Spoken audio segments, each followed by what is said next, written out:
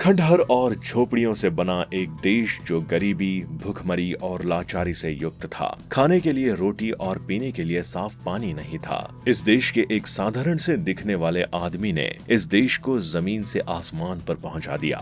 उसने अपने देश की तरक्की के लिए जो रास्ता अपनाया कि बन गया दुनिया का चौथा सबसे अमीर देश, जिसे साउथ ईस्ट एशिया का सुपर पावर कहते हैं। खंडहर और झोपड़ियों से सजा ये देश आज के समय ऊंची ऊंची आलीशान इमारतों के लिए जाना जाता है। तो welcome back to the knowledge is everything channel में आप अगर पहली बार आए हैं तो चैनल को सब्सक्राइब कर लें। आज इस देश की तरक्की से लोग सबक लेते हैं। आज के इस वीडियो में हम आपको इस देश के जमीन से आसमान तक पहुंचने की कहानी से रूबरू कराएंगे। तो आप जानने के लिए हमारे साथ इस वीडियो में अंत तक बने रहिए। शहर की ऊंची ऊंची आलीशान बिल्डिंग और जबरदस्त होटल, रेस्टोरेंट, पार्क, सड़कों और गलियों से सजा ये देश कोई और नहीं, दुनिया के साउथ ईस्ट में पड़ने वाला सिंगापुर है। कभी दुनिया की नजरों में न आने वाला ये देश इतना अमीर बन जाएगा किसी ने सोचा नहीं था। जहाँ पर कभी परिंदा भी पर नहीं मारता था, वहाँ पर आलीशान इमारतें नजर आती हैं। समुद्र के किनारे बसा ये आइलैंड खूबसूरती में जबरदस्त है। इसके अलावा ये महंगे शौक के लिए भी जाना जाता है। सिंगापुर का गरीबी और भूखमरी से लेकर अमीर बनने तक की कहानी में एक इंसान का रोल माना जाता है। वैसे सिंगापुर की तरक्की में हर देशवासियों ने योगदान दिया, लेकिन उस इंसान ने इस देश को एक दिशा प्रदान की,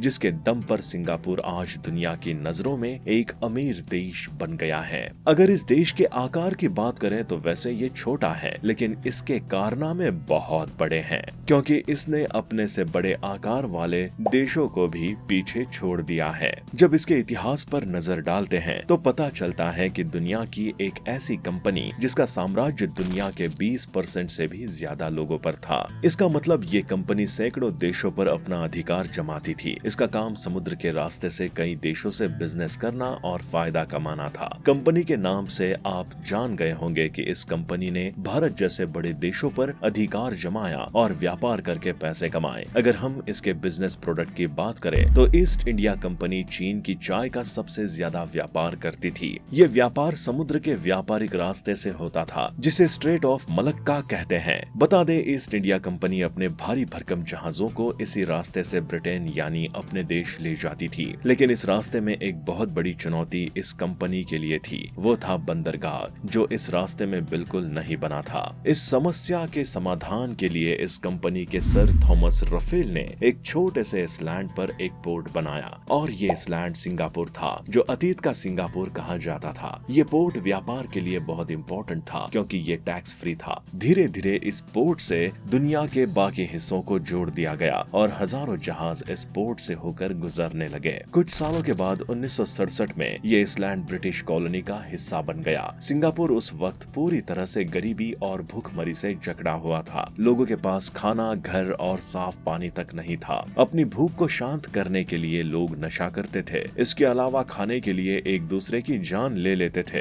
भूखमरी इस कदर व्याप्त थी, लोगों में त्राही त्राही मची हुई थी। सिंगापुर की पूरी कॉलोनी जुए का अड्डा बन गई थी। छोटी छोटी झोपड़ियों से बना ये देश कूड़े के ढेर में दफन होने जैसा दिख रहा था। बात 1941 की है। एक देश जापान, जो उस समय बहुत ताकतवर हो चुका था, उसकी दुश्मनी ब्रिटेन से थी और ईस्ट इंडिया कंपनी ब्रिटेन की ही कंपनी थी। इसके अलावा कई दूसरी वजह थी जो जापान को सिंगापुर पर अटैक करने के लिए मजबूर किया। मौके का फायदा उठाते हुए जापान ने सिंगापुर पर अटैक कर दिया। इस अटैक से सिंगापुर पूरी तरह से तहस नहस हो गया। बता दें कि सिंगापुर की हालत पहले से ही खराब थी। इस अटैक ने उसे और बर्बाद कर दिया। एक कहावत है कि जब हालात खराब होती हैं तो हर कोई उसका फायदा उठाता है, और यही कहावत सिंगापुर पर लागू होती है। जापान के आक्रमण के समय ब्रिटेन ने भी उसकी मदद नहीं की। सिंगापुर में दुश्मनों के खिलाफ चिंगारी भड़क चुकी थी, और ये चिंगारी पैदा करने वाला एक इंसान था जिसने इस देश की दिशा और दशा बदल कर रख दी। इसका नाम ली कुआन येव था।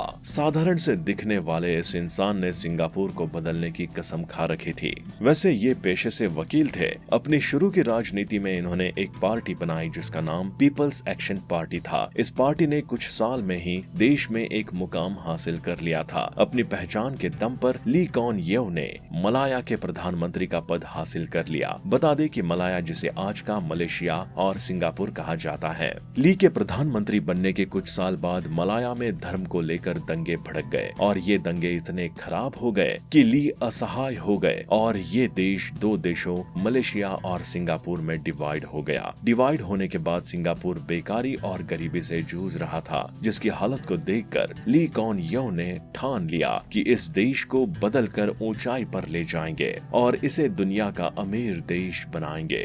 दोस्तों, यही से शुरू हुई इसकी तरक्की की कहानी। ली की सरकार ने कठोर नियम बनाए और दंगा करने वालों पर सख्त कार्यवाही की गई। जबरदस्ती करने वालों को जेल में डाला गया। इसके अलावा ली की सरकार ने अपने देश के लोगों के लिए कई योजनाएं धरातल पर उतार दी। लोगों के लिए काम का बंदोबस्त करना शुरू कर दिया। सिंगापुर ने दूसरे पावरफुल देशों के साथ अच्छे संबंध बनाए और उसने व्यापार करना शुरू कर दिया। इसी व्यापार से सिंगापुर ने कुछ सालों में ही प्रॉफिट कमाना शुरू कर दिया और इस प्रॉफिट को अपने देश के इंफ्रास्ट्रक्चर और एग्रीकल्चर पर लगाना स्टार्ट कर दिया। ये तो इस देश का एक ट्रेलर था, पिक्चर तो अभी बाकी थी। इसी समय सिंगापुर के सामने एक समस्या खड़ी हो गई और ये समस्या थी देश में बनी झोपड़ियां, जिनमें लोग रहने के लिए मजबूर थे। बता दें कि इस देश में 70% झोपड़ियां बनी थी। इस प्रॉब्लम के सोल्यूशन के लिए ली की सरकार ने एक योजना निकाली जिसके द्वारा सस्ते घर बनाए जाने लगे और इन घरों को झोपड़ियों की जगह बनाया गया। इसके अलावा इन घरों को उन गरीबों को सस्ते दामों पर दिया गया, जिसमें सरकार के द्वारा दी गई 50% रियायत भी शामिल थी।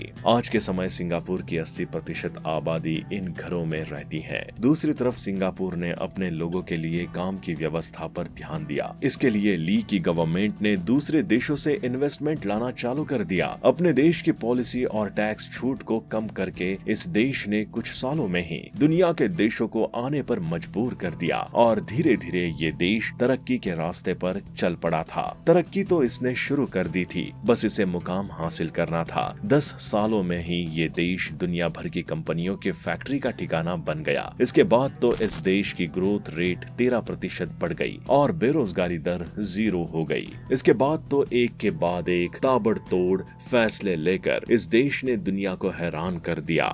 सिंगापुर की तरक्की में भ्रष्टाचार एक मुद्दा बन गया था, जिसको खत्म करने के लिए सरकार ने कठोर कदम उठाया, जिसके तहत फांसी की सजा की नियम भी बनाया गया। इसके साथ ही सरकारी कर्मचारियों का वेतन 10 गुना बढ़ा दिया गया। इस फैसले से कुछ सालों बाद करप्शन बिल्कुल कम हो गया और ये देश दुनिया के सबसे कम करप्ट देशों में शामिल हो गया। इस फैसले के बाद ली ने ह्यूमन डेवलपमेंट पर ध्यान दिया, क्योंकि किसी भी देश की तरक्की के लिए ये सबसे जरूरी था। इसके लिए देश में बड़े बड़े टेक्निकल स्कूल बनाए गए और लोगों को विदेशी कंपनियों के द्वारा ट्रेंड किया गया, उन्हें स्किलफुल बनाया गया। कहा जाता है कि सिंगापुर के लोग दुनिया के टॉप मेहनती लोगों में गिने जाते हैं। दोस्तों, बता दें, सिंगापुर धीरे धीरे तरक्की की तरफ बढ़ रहा था।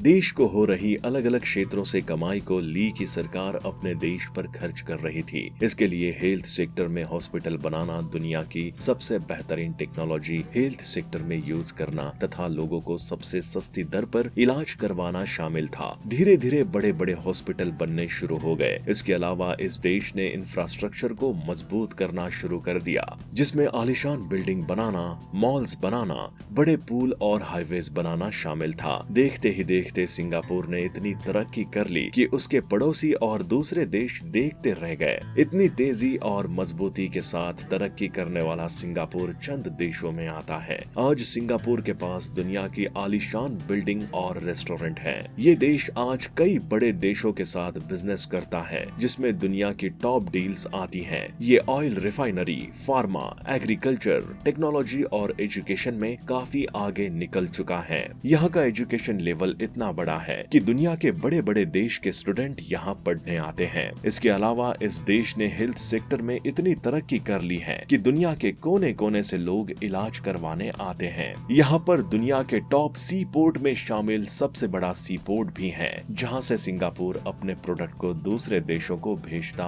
और मंगाता है। अगर हम इसके क्रूड ऑयल की बात करें तो ये दुनिया में तीसरे नंबर पर आता है जो ऑयल की ट्रेडिंग करता है। इस देश ने 2-3 दशकों में इतनी तरक्की कर ली है कि देश का कोना कोना जगमगाता है। इस देश में हर तरह की इंडस्ट्री है, छोटी से लेकर बड़ी बड़ी चीजें इस देश में बनती हैं। कुछ दशकों पहले भूखा सोने वाला ये देश आज कई देशों को अपने प्रोडक्ट से जीवन देता है। इस देश में बने प्रोडक्ट पूरी दुनिया में फैले हुए हैं। अल्टीमेटली ली की कोशिशों और पॉलिसीज ने सिंगापुर को जमीन से आसमान पर पहुंचा दिया। आज सिंगापुर दूसरे देशों के लिए एक सबक है जिसे लेकर कोई भी देश तरक्की कर सकता है। दोस्तों, आशा करता हूँ आपको सिंगापुर के ट्रांसफॉर्मेशन की कहानी बहुत दिलचस्प लगी होगी। तो इस तरह की वीडियो को देखने के लिए आप हमारे चैनल नॉलेज इज एवरीथिंग को सब्सक्राइब कर वीडियो को शेयर कर दें।